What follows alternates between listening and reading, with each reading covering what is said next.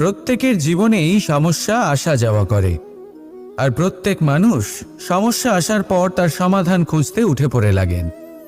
কিন্তু যখনই সমস্যার সমাধান হয়ে যায়, আমরা সুপ্রসন্ন হয়ে যাই এবং অসাবধানও হয়ে যাই।